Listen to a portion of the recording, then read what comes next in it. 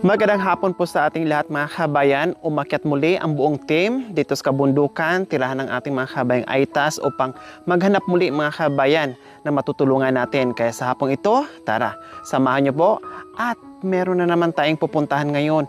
Isang mga cute na mga bahay dito sa kabundukan mga kabayan at titingnan natin kung ano nga ba ang ginagawa madalas sa mga kababayan nating Aitas dito sa kabundukan. So, nandito na tayo mga kabayan. Hello! Tao po, magandang hapon. Kumusta po kayo dyan? Okay po. Okay. Kasi ang sarap ng ginagawa nyo. Lagay ko lang po yung mic ha. Opo. Ano po ba ang ginagawa nyo, ate? Gagawa na po ng bibingka po. Bibingka! Kamunting kahoy, gagawin niyo po ng bibingka. Opo. Anong pangalan nyo po? Ana. Si Ate Ana, ilang taon? Ilan po ang anak nyo? 5 po. 5. Anong trabaho niyo, Ate Ana? Naglalaba po. Naglalaba, kumbaga dito lang kayo sa bahay. Opo. Si Mr. yun nasaan? Ito po. Nagluluto ng Ay, hello. bibingka Halika po. kayo. Bibingka ang niluluto na? Opo. Pangbenta nyo ba? Hindi po. Kakain po. Wala bigas po. Walang bigas. Buti na lang meron kayong pananim ng kamunting kahoy. Kaya ginagadgad niyo kasi gagawing bingka. Nakaluto na po ba kayo ng bingka? Ay, patingin nga po ako. So, ayan po mga kabayan. Meron na nakasalang. Ay, wow! Nakalagay sa Sa bulong. dahon ng saging, no? At, paano yon? Ganyan na? Tapos babalik ta rin na? Opo. Hindi po. Kanya na? Luto na po. Ay, luto na yan. Bakit kulay puti? Siyempre, puti yung yellow kasi nasa isip ko. Ano yon? Ganyan. Kakainin po. Ibig kong sabihin, gagadgarin lang. Opo. Tapos hindi napipigaan. Bigyan na po asukal po. Ito nilagyan na ng asukal. Ito po. Asukal lang ang halo niya, wala nang iba. Wala. Kung sa atin to mga kabayan, no? Kasi malawak din yung aming kamunting kahoyan noon. Ang ginagawa namin, ginagadgad, nilalagyan din ng asukal, binubudboran. Tapos parang may bilao. Ang tawag nun sa amin is puto. Puto ang tawag. Sa kanila naman, bibingka, ganito ang ginagawa nila. Luto na. Pwedeng matikman? Pwede Okay po. lang? Opo. O sige. Masarap po yun. Wala nang gata. Wala po. Ito pong kinakainan po yan. Pag wala pong Thank pagkain you. po. Pag walang pagkain, pag walang bigas, ibig sabihin, luto na? Ganito kulay niya, luto na? Opo. Mainit pa. Hilaw pa, di ba hilaw? Hindi pa ba ito hilaw? Hindi po. Ha? Hindi po. Luto na po.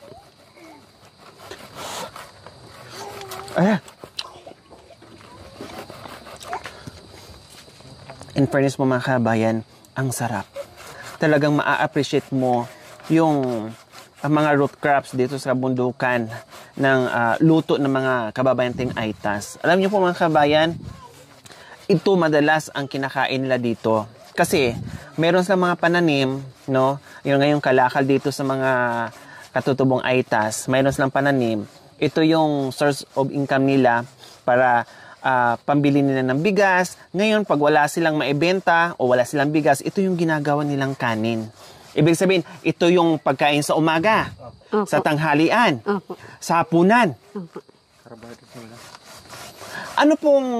Anong pangalan niyo po, kuya? Anong pangalan niyo? Jamson. Jamsin. Kumusta naman kayo dito sa lugar niyo na napakagandang kabundukan? Kumusta naman po ang buhay-buhay? Bakit nasabi niyo pong mahirap? Wala po trabaho. Walang trabaho. Ang pagtatanim lang ang ginagawa niyo dito, pagtatanim ng mga kalakal. Opo. Ito ay pananim niyo? Opo. Ha? Opo. Wow! Hindi niyo ba yan binibinta? Binibenta po, konti lang yung pinakita po. Magkano ba per kilo ngayon ng kamunting kahoy? 10 po kilo. 10 kilo. Opo. Tapos dadalhin nyo pa, ibababa nyo pa doon sa bayan Opo. na napakalayo. Opo. Anong sinasakyan? Kulang-kulang. Kulong-kulong po. Meron kayong inuupahan na kulong-kulong o meron kulong-kulong na nagbabayad na lang kayo para doon sa mga kalakal nyo. Opo. Diyos ko po mga kabayan. Pero kahit pa paano, no, ay swerte pa din kahit pa paano meron kayong kamunting kahoy, meron kayong pananim, at ito nga, pangtawid gutom, kailang kung lagi naman din ganito mga kabayan, araw-araw ka kumakain ng kamunting kahoy, no? Kung may mga anak ka, siyempre mga bata hindi talaga nakakatiis yan, naghahanap ng bigas o kanin, tama? Opo. And then wala kang maibigay. Paano? Kawawa po talaga mga kabayan. No, tapos ito lang, tapos kape na. Ang partner nito kape. Opo. Tama, kape. Opo. Kape. Kaninang umaga anong kinain nyo? Ganyan din po. Pang ilang luto nyo na ngayon? Dalawa po. Dalawa. Para na naman ito sa hapunan. Opo. Yung mga anak nyo, ilan ang anak nyo? 5 po. 5. Nag-aaral na ang panganay? Opo, 3. Tatlo po. Yung 3 ang Nag-aaral. estudyante nyo. Wow, biro nyo mga kabayan, nakakahanga no? Kasi iba na talaga ngayon, kahit papaano na-educate na yung ating mga kabayang Aitas, kahit kay layo-layo yung nilalakbay nila, sanay naman sila sa kabundukan, sanay naman sila akyat baba sa kabundukan, no, sa mga masusukal na daan, no, hindi nila iniinda yung layo, yung pagod, makarating ng school, makapag-aral, para naman kahit papaano maiba no yung buhay nila, na hindi tulad noon ng mga Aitas na talagang hindi talaga sila nakapag-aral, talagang dyan lang sila sa kabundukan, no. Yun na lang talaga yung buhay nila, umiikot na lang doon sa kabundukan. Sila kahit papaano ang layo-layo ng bayan, pero pinopursige ng mga magulang na makapag-aral yung mga bata para matuto sila at maiba naman yung pamumuhay pagdating ng araw.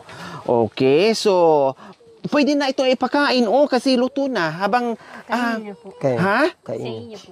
Ay, ang dami nito. Okay lang kasi ako na nanghalian na. Kayo wala pa. Ipakain mo muna sa mga bata. Total may lut. Total, hindi. Kaya ko pang mag-antay. Kahit dyan na lang ako manghihingi mamaya, ito may luto na, ipakain mo na sa mga bata. Okay. Kasi kaya ko namang antayin yan. Okay lang. Huwag niyo akong problemahin. Natikman ko na yung luto niyo, ang napakasarap. O, kain na kayo, Bi. Kain ko. Sige, kain kayo dyan na. Habang nag-uusap kami dito ni Mama at ni Papa mo, ha? So, ang proseso po mga kabayan sa paggawa ng bibingka, kamunting kahoy na, bibingkang kamunting kahoy, parang alupi lang din o ano bang tawag doon? Suman na kamunting kahoy na nilagay sa dahon ng saging. Ganyan lang. Ganyan ang ginagawa, no? Oh. Ganyan lang. Kailang, pag nagkataon na bitawan mo to, pat ito ang ganyan mo dito, na nako, aasahan mo na pati kuko mo, no? Kayang-kayang gadgarin yan, talagang sugat yan. Kasi dati nung maliit kami mga kabayan, no? Minsan yung mais, ginagaya namin. Tama, kayo ganun din, no? Yung mais, o kaya yung mga kamunting kahoy, ginagaya namin, ginagadgad namin. Siyempre mga bata pa kami noon, Diyos ko, hindi talaga maiwasan, talaga mabitawan mo, lalo na pag maliit, kasi kailangan manipis yung matira, kasi sayang, ninipisan mo talaga yan, parang ganito na siya kalaki, gagadgarin mo pa ng dahan-dahan yan. Ngayon pag nabitawan mo yan, sugat ang labas. Habang nasugatan, habang dumudugo, sige pa rin. Tuloy-tuloy pa rin sa paggagadgad. So, and then, yung sa amin, pinipigaan yan. Pinipigaan. Tama, pinipigaan yan siya. Nilalagay namin sa sako nung kasi maramihan. Nilalagay namin sa sako, pinipigaan. Tapos pinapadaganan ng bato, ng malalaking bato. And then, kukuha kami ng bao, ng nyog na malalaki. Tapos i-form na bilog. Tapos gawing puto. So, ganyan po mga kabayan. Sa kanila, iba naman ang teknik. Sana, pagdating ng araw, no, ay makapag-aral yung mga anak nila, makapagtapos, no, para naman sa henerasyon ng mga anak nila na magiging okay yung buhay na itong naranasan sa mga magulang nila, naranasan nila na maliliit sila habang nag-aaral, no, na pagdating ng panahon na sila naman ang magkaroon ng buhay, magkaroon ng sariling pamilya, no, sa future nila, na magiging okay na magkaroon na sila ng trabaho, na hindi na sila dito titira sa kabundukan, na maiba ang buhay nila, na kahit papaano matikman din nila ang magandang o simpleng pamumuhay. Yung ibig kong sabihin na kahit hindi yumaman, no, basta makaranas man lang ng kunting ginhawa sa buhay yung mga anak nila. At the same time, siyempre pag buhay pa yung mga magulang nila, may paranas din nila yung kunting ginhawa, no, na hindi lang dito umiikot yung buhay nila sa kabundukan, na doon lang, hanggang ganyan lang, na wala ng pagbabago. Kawawa naman, no? Tao din sila, syempre nangangarap para sa buhay nila at para sa mga anak nila. Kaya tama yon, Kuya Jansin and Ate Ana, paaralin kahit magdildil tayo ng asin, kahit wala tayong bigas, kahit kumain tayo ng kamunting kahoy, tiisin, magtiyaga, no, isakripisyo talaga yung pag-aaral ng mga bata. Opo. Ha? Okay, sige.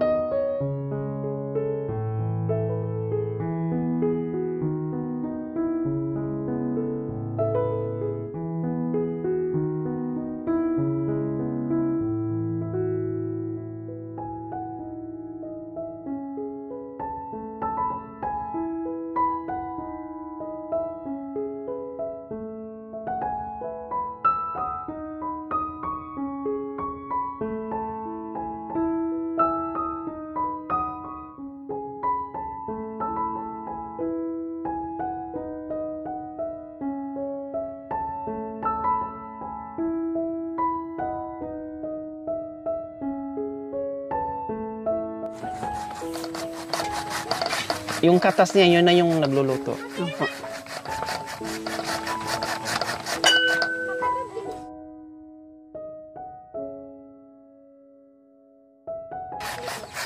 Talaga mahirap po dito sa bundok. Pag wala kang trabaho, wala kang kakain.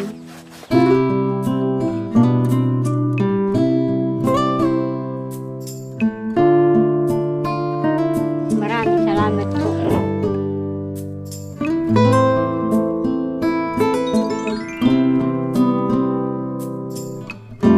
Ang sarap ng smile niyo. Ang ganda-ganda ng smile niyo. Maraming Oh, salamat. walang anuman, Ate Ana. Bigay mo sa amin. Walang anuman, Ate Ana. No, sabi ni Ate Ana, sobrang hirap dito sa amin, sa kabundukan, dahil kung wala kang ganito, wala talaga silang makain. O, di ba? Kaya hindi ako napapagod sa pabalik-balik dito. Hindi ako nagsasawa.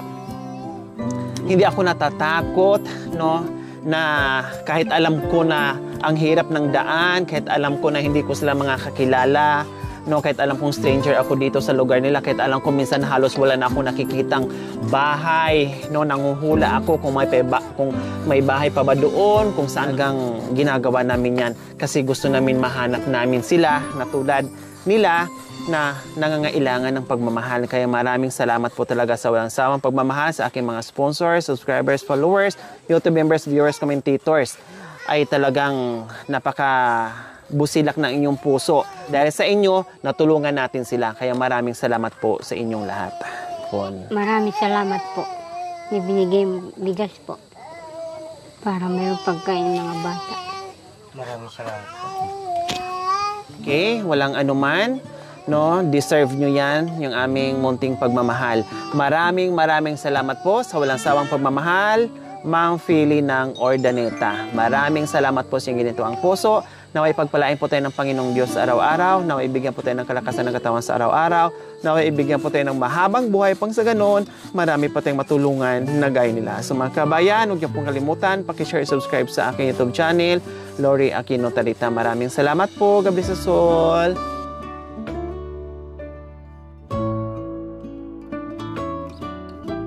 Kain muna kayo, Bio. O, Bebe. Oh, ang ganda-ganda naman ng mga yaan. Ang ganda-ganda Ay, naman. Oh, sino pa, Be? Dalawa po sila. Mayroon pa dyan? Dalawa. Ayan. Oh, sige. Ayan. Oh, 5 ang anak. Tama. 5 po. Oh, please. Tama na yan muna, ha? Opo. palakihin muna natin sila, paralin muna, Opo. para hindi magiging mahirap lalo yung buhay, no? Kumbaga, tipid-tipid sa paggawa ng baby. Ano? Opo. Okay.